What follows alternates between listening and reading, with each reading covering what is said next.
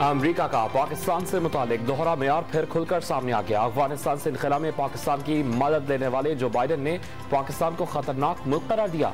भारतीय missile fire किए जाने के बाद तहम्मुल का मुजाहरा करने के बावजूद पाकिस्तान के एटमी प्रोग्राम को बेकायदा कह दिया।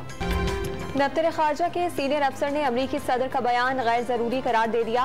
रिमार्क्स पर गौर के लिए दफ्तर खारजा में छुट्टी के बावजूद इजलास, वजीर मुमलिकत हिना रबानी खार और सेक्रेटरी खारजा शरीक। पाकिस्तान के एटमी असास से महफूज हैं। आलमी इदारे दर्जनों बार तस्दीक कर चुके हैं।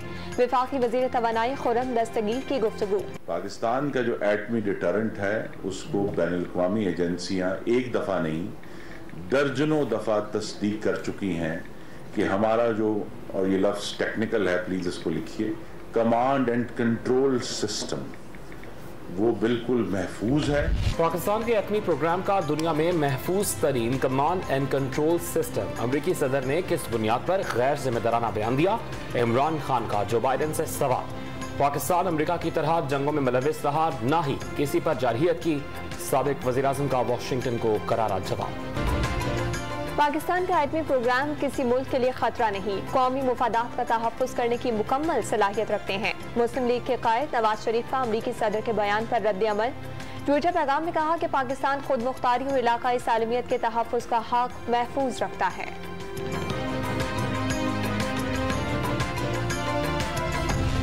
फाइनेंशियल एक्शन टास्क फोर्स के वर्किंग ग्रुप और प्लेनरी इजलास आइंदा हफ्ते पेरिस में होंगे। FATF के दोनों एक्शन प्लान्स पर अमल दरामद के बायस इस बार पाकिस्तान का नाम ग्रे लिस्ट से निकलने का वाज़ेह इम्कान।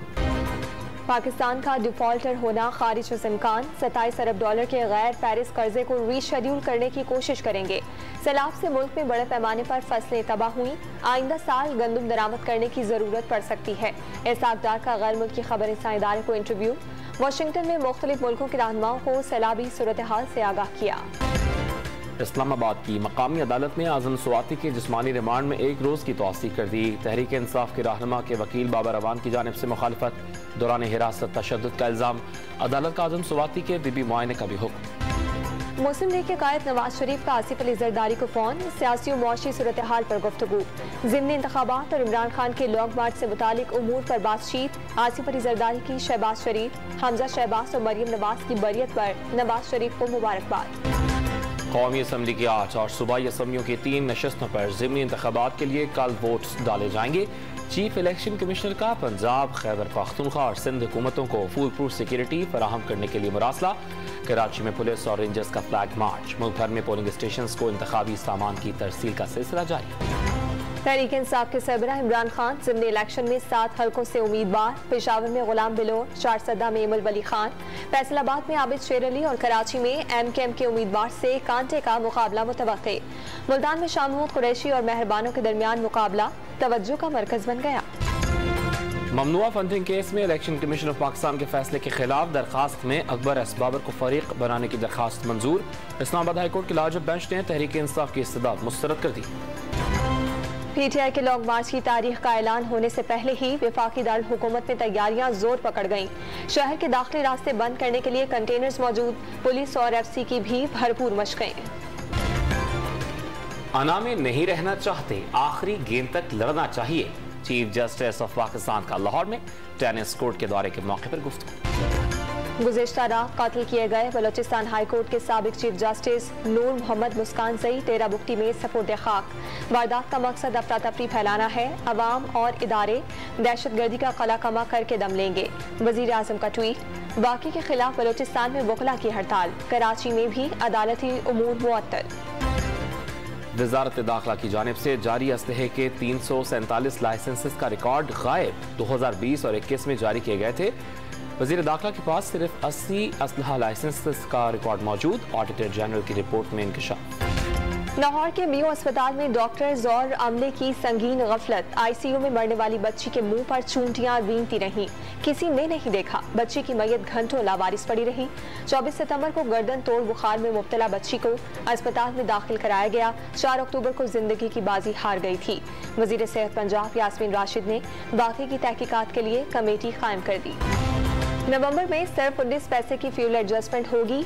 वजीर तवानाई का वादा, नेपरा की मुल्क भर में बिजली 20 पैसे फी यूनिट महंगी करने की दरखास्त। कराची वालों के लिए अच्छी खबर, के इलेक्ट्रिक ने बिजली 4 रुपये 62 पैसे फी यूनिट सस्ती करने के लिए नेपरा को दरखास्त दे दी। इमरान खान 3.5 साल तक कठपुतली वजीर आजम बने रहे, एक रात भी कराची में नहीं गुजारी। अब शहरियों को सरसब्ज बाग दिखा रहे हैं। वजीर आला सिंध मुराद अली शाह का चेयरमैन तहरीक इंसाफ के खिताब पर रद्द-ए-अमल। कराची के मसाइल जल्द हल करने का अज़्म। मुराद अली शाह का शहर के मुख्तलिफ इलाकों में तरक्याती कामों का जायजा। टूटी फूटी सड़कें, सीवरेज का पानी, कराची मसाइलिस्तान बनकर रह गया। पेपर मार्केट में खुले मैन होल महीनों बाद भी बंद ना हो सके। करप्शन के खात्मे का मिशन, पंजाब में रोजमर्रा उमूर की अंजामदही के लिए गो एप्लीकेशन लॉन्च कर दी गई। वज़ीर आला पंजाब परवेज इलाही का शहबाज शरीफ की वजह से अरफा करीम टावर की तामीर में करोड़ों रुपए के नुकसान का इल्जाम।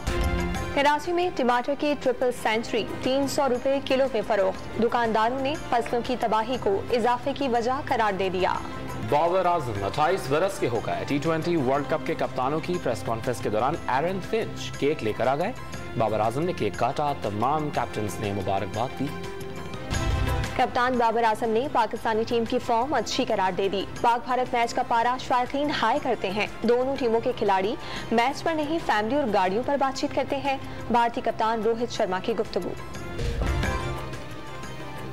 दुनिया के बुलंद तरीन सर्द सहरा सफरांगा में 3 रोजा जीप रैली जारी। 3 रोजा इवेंट में खवातीन और मर्द रेसर्स 75 किलोमीटर ट्रैक पर गाड़ियां दौड़ाएंगे।